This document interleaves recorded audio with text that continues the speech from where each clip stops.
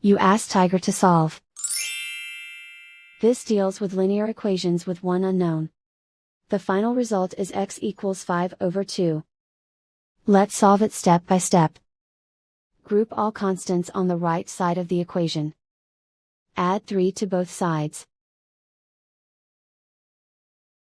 Simplify the arithmetic.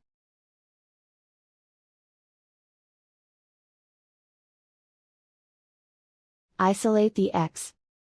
Divide both sides by 6. Simplify the fraction. Find the greatest common factor of the numerator and denominator. Factor out and cancel the greatest common factor. And so the final result is x equals 5/2.